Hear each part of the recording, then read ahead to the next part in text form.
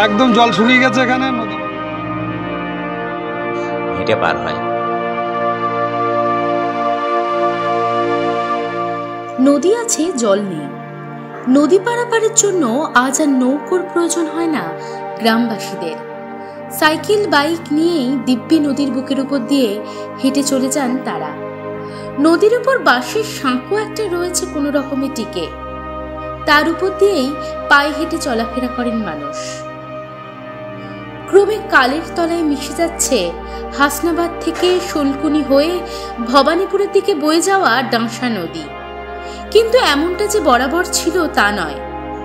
এই তো বছর কয়েক আগেও জল থই থই করত ডাঁসাতে। ইচ্ছেমতি সেই শাখা নদী ডাঁসা যেন আজ ধুধু বালুচর, জলের চিহ্ন মাত্র নেই সেখানে। বসিরহাটের সুন্দরবনের হাসনাবাদ ব্লকের ভবানীপুর এলাকার এই দ্বীপভূমি সংলগ্ন পঞ্চায়েত এলাকাগুলিতে লক্ষ লক্ষ লোকের বাস। একদম জল শুকিয়ে গেছে এখানে, নদী বুঝে গেছে প্রায়। তো এই আমাদের বরাবর সমস্যা, এইভাবে আমাদের চলতে হয় নিত্যদিন, খুব সমস্যা। শোনা যায় ব্রিটিশ আমলে হাসনাবাদ থেকে ভবানীপুর যাওয়ার জন্য ইচ্ছামতি এবং ডাঁসা নদীর মধ্যে খাল কাটা হয়েছিল। বিদ্যাধরী, ডাঁসা, বেতনি এবং কাঁচাখালী এই 4 নদী দিয়ে ঘেরা ছিল বাণীপুর দ্বীপ। ওই দ্বীপের এক প্রান্তে ছিল শুলকুনি ফেরিঘাট। সেখান থেকে বেদেমারি, ভোলাখালী এবং পার ভবানীপুর ফেরিঘাট থেকে মডেল বাজার, সন্দেশখালীর কালীনগরে যাওয়া যেত। তবে প্রকৃতির খেয়াল নয়, ডাঁসার এই অবস্থার জন্য দায়ী কিছু অসাধু ব্যবসায়ী চক্র, এমনটাই অভিযোগ গ্রামবাসীদের। অবিরাম গাছ কাটা, নদীর গতিপথ রুখে অসাধু ব্যবসা, তার জন্যই নাব্যতা হারিয়েছে নদী। নষ্ট হয়েছে পরিবেশের ভারসাম্য। এই এলাকার মানুষের একমাত্র চলাচলের রাস্তাই নদী। সেই নদী শুকিয়ে যাওয়ায় বিপাকে পড়েছেন গ্রামের মানুষ। দীর্ঘদিন ধরে এলাকার মানুষ চাইছেন স্থায়ী সমাধান। নদীর নাব্যতা কবে ফিরবে জানা নেই।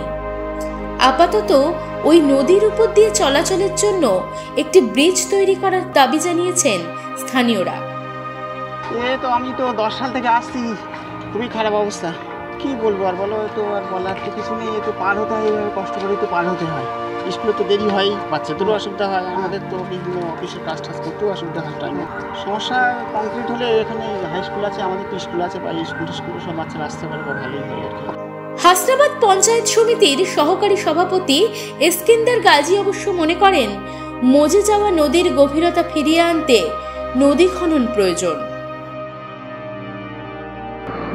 দেখুন, ওটা অ্যাকচুয়ালি শুলকুনি ঘাট বলে, দুটো পঞ্চায়েত নিয়ে। এপারে হচ্ছে মাখালগাছা গ্রাম পঞ্চায়েত, ওপারে হচ্ছে ভবানীপুর 1 নম্বর গ্রাম পঞ্চায়েত। ওটা নদীটা মজে গিয়েছে এবং ভাটার সময় মানুষ, আমরাও জানি যে ভাটার সময় মানুষ হেঁটে পার হয়। সংস্কার একদিকে হচ্ছে পলি তুলে সংস্কার করা, আর একদিকে হচ্ছে ওখানে একটা ব্রিজ বানিয়ে দেওয়া। এবং দীর্ঘদিন ধরে ওখানকার মানুষের একটা দাবি আছে, যেহেতু নদীমাতৃক এলাকা, নদী উপর দিয়ে পারাপার করতে হয় এবং দীর্ঘদিন ধরে তাদের একটা ব্রিজের দাবি আছে।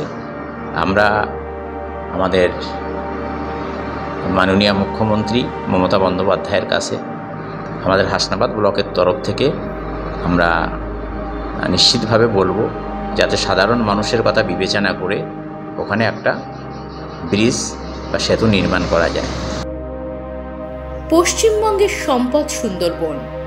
ক্রমাগত গাছ কাটা, প্রকৃতির ভারসাম্য নষ্ট করে ফেলার জেরে আজ বিপাকে সেই ম্যানগ্রোভ ভূমি। শুকিয়ে যাচ্ছে নদী, ফুরিয়ে যাচ্ছে জীববৈচিত্র্য।